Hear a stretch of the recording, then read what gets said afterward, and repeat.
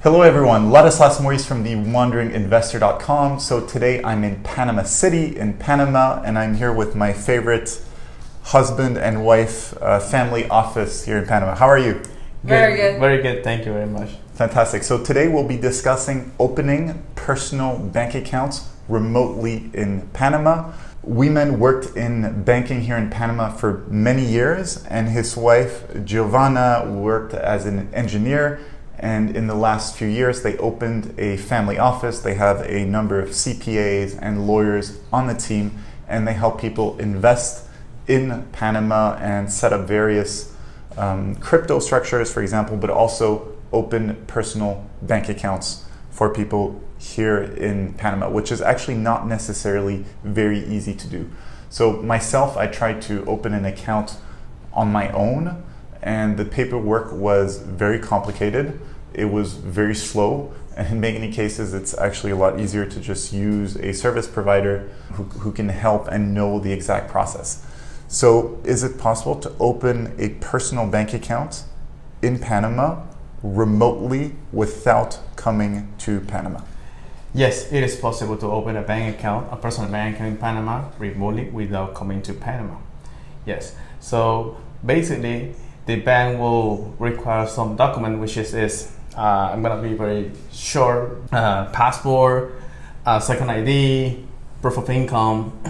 So if the person is not physically here in Panama, the bank require those documents. This need to be apostilled or legalized in a Panama or consulate office in the country that person currently located. And the forms that the bank they send to them need to be apostilled and legalized too. So the time frame for this process is between 1 day to 3 business days. The minimum deposit for that bank, for that personal bank account, we have different banking section, which is retail banking and private banking.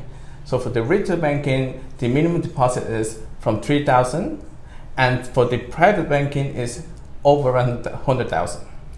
And the bank will provide online banking access and the debit card, which is international brand Visa or MasterCard. Thank you very much. So essentially all these documents apostilled. So depending on the countries, getting an apostille on documents, it can be easy or can be hard. It depends on where the documents are from, but that's essentially a step you have to go through.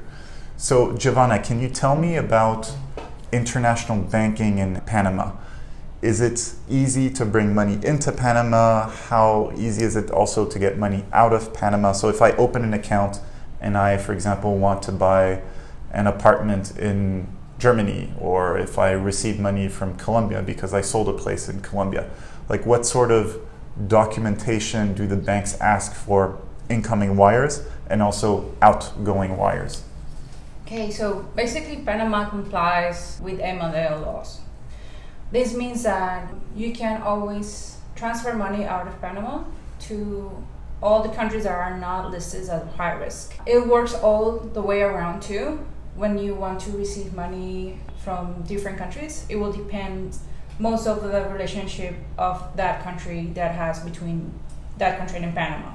For example, some countries, they have difficulties receiving money from Panama, and that they consider high risk for their clients.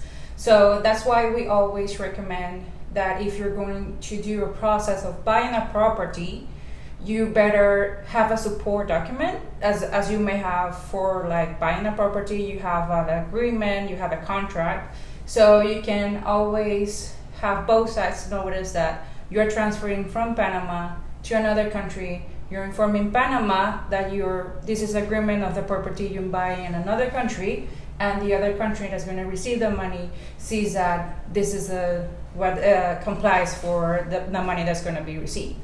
So basically it's just information, and talk to your officer and having the conversation with your bank officer in Panama too. So that's the relationship you want to have to go smoothly with this transaction.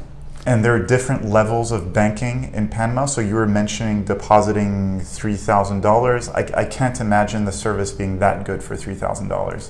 Like what if I want one of my banks, for example, I've got my personal banker on WhatsApp. Whenever I have an issue, I can just WhatsApp my banker. So how much does one need to deposit to reach that level of private banking? For that level, like personalized service in banking, in the banks in Panama, you need to have over 100,000. So the bank officer, they will give you a personal contact, like personal phone number, even like they do have a bank cell phone, but to optimize and to provide the better service in the market, they do provide the personal number and the bank number. Then you can text them in different platforms like WhatsApp, Telegram, even Signal. Yeah, Okay. They have this kind of very high level service. Okay, cool. So this is very interesting. So if you were to ask me my opinion on banking in Panama, I think it's a good third option. So sure, you've got banking where you live. It's also good to have a second bank account somewhere else. Panama, because some jurisdictions do not even accept transfers from Panama, is a bit problematic. So I would not want to be in a situation where my whole finances depend on Panama banking. But as a second, probably more of a third option, I'd feel very comfortable having some diversification away in Central America, away from all the geopolitical drama. So I mean, this is an interesting offering that you have. So essentially, you offer it for small personal accounts, 3,000 plus, and then 100,000 plus. And you were even mentioning there are banks, they want at least 500,000, where then the service is with white gloves and they have a bunch of products and all of that. Okay, fantastic. Thank you very much. So if you're interested in opening a bank account remotely in Panama, just look in the description below. There's a link, and with more details on how to get in touch with Wi Men and Gionvanna, who can then help you set up everything here. Great. Thank you very much. You're welcome. Always a pleasure. Thank you. Cheers.